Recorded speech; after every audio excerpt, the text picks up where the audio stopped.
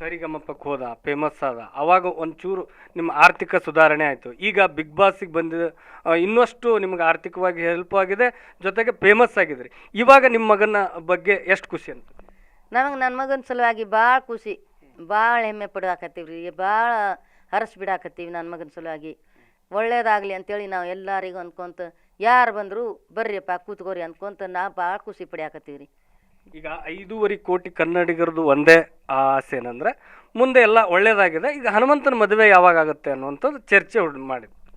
ಹನುಮಂತನ ಮದುವೆ ಯಾವಾಗ ಅಂತಂದ್ರೆ ಬರಲಿ ರೀ, ಹೆಣ್ಣು ನೋಡಾಕತ್ತಿ ಮಾಡಾದಂಕಾರ ಇದು ಶಾಸಿತ ಮದುವೆ ಮಾಡಾದ ಕಂಕಣ ಬಲ ಕೂಡಿ ಬಂದ್ರೆ ಹಾಗೆ ಆಗುತ್ತೆ ಅಂತ.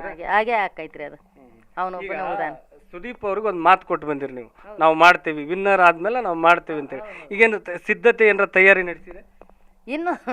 ಇನ್ನು ಬಳಕ ಎಲ್ಲ ರೆಡಿ ಮಾಡಬೇಕು, ನೋಡಬೇಕು, ಎಲ್ಲ ವಿಚಾರ ಮಾಡ್ಕೊಂತ ಹೆಣ್ಣು ನೋಡಿಂದ ಮದುವೆ ಮಾಡೋದು. ಇಲ್ಲಿ ನಮ್ಮ ಬಾಗಲ್ದಾಗ ಆಕೈತಿ, ಇಲ್ಲಿ ಕಲ್ಯಾಣ ಮಂಟಪದಾಗ ಇಡ್ತೀನಿ ಅಂತಾರ, ಅಲ್ಲಿ ರೆಡಿನ ಇಲ್ಲಿ ರೆಡಿನ ನಾವು. ಈಗ ಅಲ್ಲೇ ನಿಮ್ಮ ಸಂಬಂಧಿಕರಿಗೆ ಯಾವ ಅದಾವು ಇದು ಹುಡುಗಿ ಚಲೋ ಆಗುತ್ತೆ ಅನ್ನಂತ ಎಲ್ಲರ ಮದುವೆಗೆ ಇದುವೆಗೆ ಏನು ಹೋಗಿರ್ತಿರಲ್ಲ, ಈ ಹೆಣ್ಮಕ್ಳು ಹುಡುಕ್ತಾರ, ಆ ರೀತಿ ಎಲ್ಲರೂ ನೋಡಿಟ್ಟಿನಿ. ನಾವು ಹುಡ್ಕ್ಯಾಡಕ ಮುಂಚೆ ಅವನ್ನ ಹುಡ್ಕಾಡ್ಕೊಂತ ಬರ್ತಾರ. ಅವಾಗ